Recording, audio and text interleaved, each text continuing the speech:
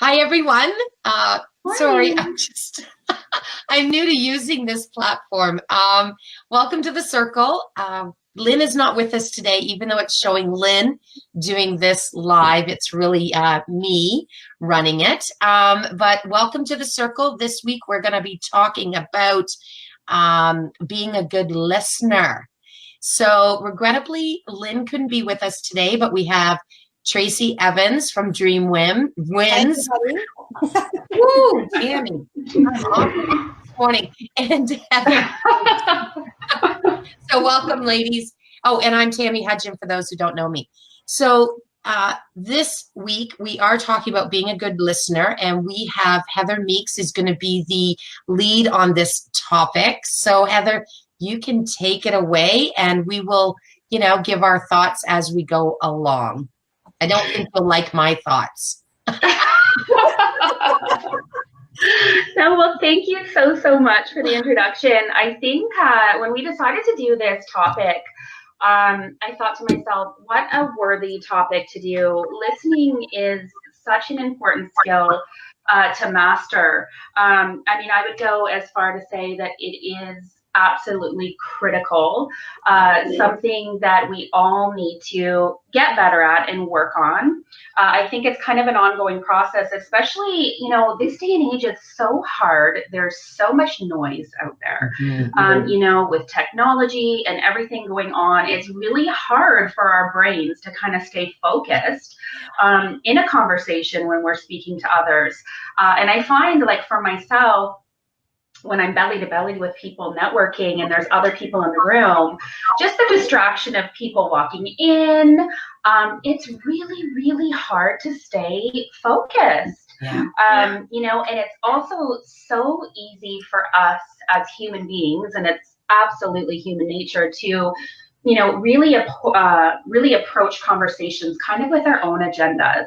I mean, in business, we're all looking to, build those relationships and ultimately, get business. However, I find a lot of times we kind of forget that it is about the other person, and we try to kind of push our own agenda, on other people. So I think one of the most important things with listening is making sure that in the back of your mind, you are really being authentic and taking an interest, in the other people, really trying to hone into, mastering those listening skills. I mean, oh, sorry, my screen just clicked out again. Okay, I'm back. I was reading a statistic, and it's crazy. So the average person, has an 8-second attention span. And again, back to being in this day and age, I mean, I would kind of almost say that it's probably even less than that. So I wrote down 6 really important kind of tips and points that I think if you kind of keep them in mind when you are starting conversations with people, I think that they will definitely get you on the right track to being a better listener and kind of honing in on that skill a little bit more and making it better. Go ahead. Before you jump into your tips, I just want to admit that sometimes I'm very bad at listening. and you touched on it, or at least hit it on the head with me, is where there's too much going on in here, right? Yeah. So, and, even being at different events, and like you said, people are walking in, or, people are waving at you to get your attention, kind of thing. And I, I'm very bad at that, because I've got, my head is going in all different directions, and I'm doing, as much as I can to stay focused. I admit I do find it difficult for me. Well, I'm laughing because you asked me to watch for comments, so I missed half of what you said. Oh, that's Tracy. I'm like, oh my God, I'm not listening. But that's hard when you're multitasking, right? It's really hard to stay in the conversation when you are looking at something else. Oh my goodness, that's funny, Tracy. And we're off. What's that? And we're off. So my first tip is listen to learn. So when you're having a conversation with somebody, it's not just about listening to be polite. It's really about listening, out of generosity and curiosity, really taking an interest and being curious about what that other person has to say. I know, sorry, go ahead. But how do you, if someone is just doing a total sales pitch on you, how do you keep yourself listening when you know you've already left the conversations the first 3 seconds in? To be honest, I'm probably not the best person to answer that, because I do find that when that starts, it automatically kind of puts your back up a little bit. Yeah. And, that's the point. You're putting up a wall in between you or the person, whether you're on the giving end or the receiving end of that. And, it automatically shuts the other person or yourself off to being able to really learn anything from the other person, which is why people need to get better at their listening skills and make sure that they are keeping in mind that it's not about them. Yeah. It's never about you. It's really about the other person. And it's about learning about the other person. And I always, in my head, I have this acronym, and the word is LORD. So it's LORD. So it's location, occupation, recreation, and dreams. And, a lot of people will say, oh, I hate small talk and, asking where people are from and, about the weather and what they do for a living. It's like the same old, same old. But those are kind of like the first touch points to really learn about a person. Like, where are you from? By doing that, I find that you're quieting your agenda, which is my second tip. You can't control how the other person is going to, if they pitch their business or what they're going to do, but you can control what you say and how you present yourself, right? So I find that if we do those things, we're leaving a conversation, we've learned something. So it's almost like for ourselves, if we want people to listen to us, then we need to really think about what it is that we're saying, right? If we feel like every time, and we should all know this, but every time we do talk about a sale of some sort or try to sell to someone, we usually know what the reaction's going to be. So maybe instead of walking in and starting that conversation by trying to sell ourselves, maybe flip it and be the listener by using your LORD. Absolutely. Right? Which will then open up that conversation for them to then listen to you. Yeah. Go ahead, Tracy. Sorry. I was going to say the best sales approach are questions, not answers, right? That's my next tip. Ask more questions. So when you are following that acronym of LORD, that kind of creates a little bit of comfort on the other side for the person, right? Because you're taking an interest in them. You're wanting to know where they're from, what they like, what they do for a living, maybe about their family. Mm-hmm. And when they're responding back to those small questions, it always opens the stage up for more questions. Where are you from? Oh, I live in Calgary. Oh, really? What's it like there?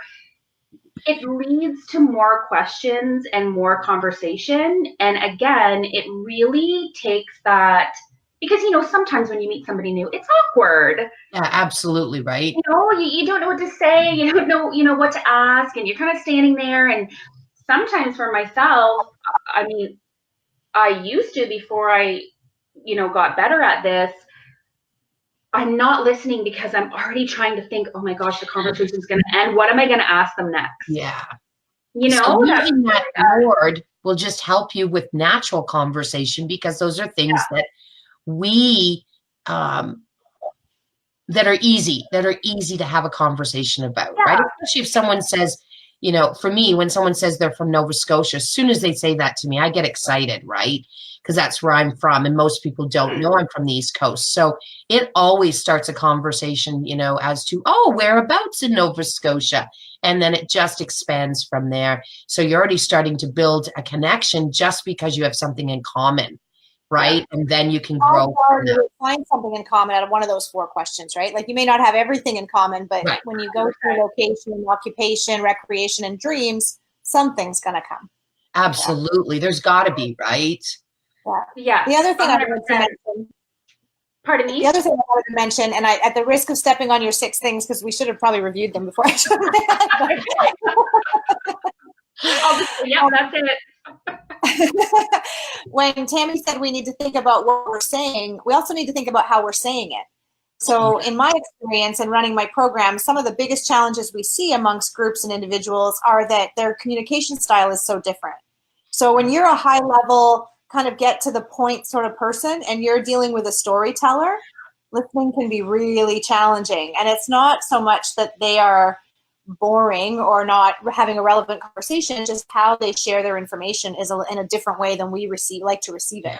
So being able to be respectful and kind of have that understanding that where it's coming from is just, this is also how they need to hear things. Yeah. So on the flip side, making sure we're communicating the way they need to hear it on the other side of things. Interesting, because when I was in direct sales and I was meeting with a potential recruit, you know, and we would be sitting there, I would not jump into trying to sell them because ultimately I really don't know why they're even looking at the business. So as soon as we sit down, I ask them, my very first question was always why? Why are you interested in this opportunity? Right? And then at that point, based on their answer, is going to be the key on how I'm actually going to respond to them. So if they're not interested in the extra money, you know, let's say it's a stay-at-home mom and she says, you know, I'm just looking to get out and meet some other moms. And I'm going to change the direction of what it is that I'm going to talk to her about because I'm meeting her needs, right? As opposed to me going off in a different direction and she's looking at me going, I could care less about making extra money. So, you know, she's now stopped listening to me, right? So that ties in with understanding as well, like the different personalities and how people need to hear something from you or how you need to listen to what they're saying, right? Be relevant. Yeah. Exactly. And that in itself is your biggest opportunity to, like, for example, in my business, for me to build that relationship and actually like close a prospect or add somebody. That is such a huge opportunity. Yeah. You know, and most people miss that opportunity because we just think about what we think somebody wants or what we want. And we just assume everybody else wants the same, as opposed to really listening to their needs, right? And that's with anything, you know, if even in my Facebook business, if I'm having a conversation with someone and they're talking about Instagram and that they struggle on Instagram, I'm not going to turn around and try to sell them on Facebook. Right. I'm going to at that point go, okay, you know what? I'm not the expert in the Instagram field. You know, I can connect you with someone. Okay, so I've taken myself out because I don't feel that I can provide them what they're looking for. But what they are going to remember is that I referred them to someone else or I made a connection for them and I helped their need. Whatever their need was, it may not apply to me, but I can still help them with that need. Absolutely. And it goes for even like when we're take it away from business, you know, as a mother, you know, being able to really listen and hear your children, or even in your program, Tracy, with your animals. I mean, it's like, it's so important and it really feels good to be heard. And you always know walking away from a conversation when you have been heard and understood. Yeah. I mean, it feels fantastic.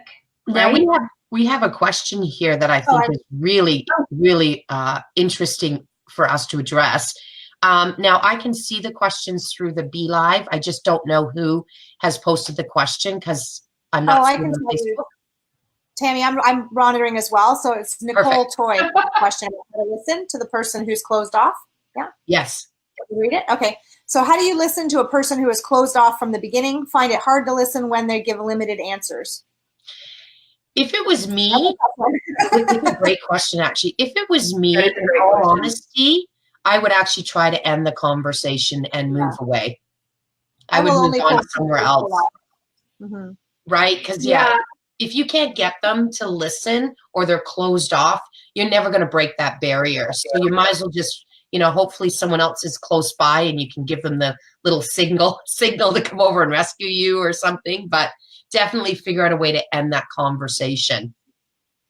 I would Right? agree. I think that spending too much time holding space for people who aren't ready to open up, Yeah. or not there yet, kind of sounds mean, but again, you can only control you and how you listen and how you communicate. It's not your job to make sure that the other party is doing that. And if they aren't, it is okay to end the conversation. It doesn't make you rude. I mean, we're all very diplomatic, in business when it comes to, walking away. But just, thanks so much for your time and off you go type of thing. Or even if they are closed off, maybe based on whatever it is they're saying, maybe you can make them a connection with someone that would be more beneficial in that conversation. Yeah. And I think it depends too what the context is. Like when I think of it in terms of business, absolutely, you're going to stay in conversations that are mutually engaging. Right. Yeah. And I think it becomes tricky, and I don't know, Nicole, if this is where you were going at all, but I find it becomes tricky with your kids at a certain age when they stop talking. Yeah. You're trying to stay engaged in their life, but not prying in their life. And, there's different situations where you kind of have to, sometimes people are saying something when they're not saying anything at all. And Yeah. depending on that relationship, when is it important to really listen in those situations, you know? Yeah. But certainly from a business perspective, I don't hold space for people who don't contribute. No. And I think that's something that you do learn over time. When you first start out, you kind of want, you're trying to kind of take everything in, but as you grow, you realize that it doesn't serve anybody to hold space for those type of people. And that quiet person doesn't want to hear you rattle on either. If they're not talking, they're not listening. Absolutely. Yeah. So true. So my comments has got to be people where they're at for sure. Absolutely. Yeah. Absolutely. So my fourth one is, it's really short. It's just, that age-old saying of, God gave you 2 ears to listen and 1 mouth to talk, so listen kind of twice as much.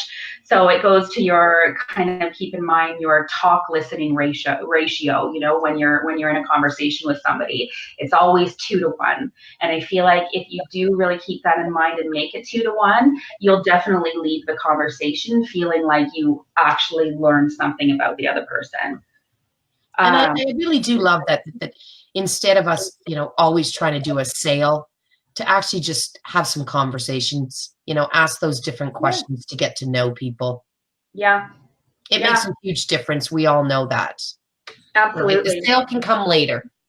Yeah, absolutely. And I mean, because when you are taking those bits and pieces and learning about people, it makes it really easy for your follow-up, because generally when you're following up, you're starting with something from that conversation that you learned about them. Like, oh, so how did your kid's soccer game go? Or, how was your trip away? Or whatever it may be. It gives you that, ability to have that personal touch in your follow-up, because you have listened and you have learned some small piece about that other person. And that's flattering. Again, people want to hear about themselves. They don't want to hear about you, right? Yeah. Another point is, and this works super well for me, is repeating back what you've heard. So when somebody is saying something to you, oh, hey, where are you from? Oh, I'm from British Columbia. Oh, so you're from British Columbia? Yes, la, la, la, la, la. Repeating that back, I know for myself, that helps me retain the information that the person is saying. Yeah. You ladies too, do you find that? Totally. I do that with memes for sure. I have to do that with names in particular. Yeah. That's such a good one. Yeah. I'm pretty good with names, but you meet so many people, and now it's a combination of in person and online, and it's impossible to remember. You always remember faces, but the name thing. So definitely the repeating back with names. And I find it's the first thing people say, "Hi, I'm so and so," and then the conversation goes on, and halfway through the conversation, I'm like, "I didn't catch that name." But I will. But I don't mince words about it anymore. I'm like, I'm really sorry, I didn't catch your name properly at the beginning. I just asked because you're better than me. I go around the room and ask other people. I go, who's that? Who's that? I'm more and more like Tracy now. I find that it's almost like admitting, and a lot of times when I start the conversation, I'll be like, you know what, I'm so sorry, I'm not super great at names.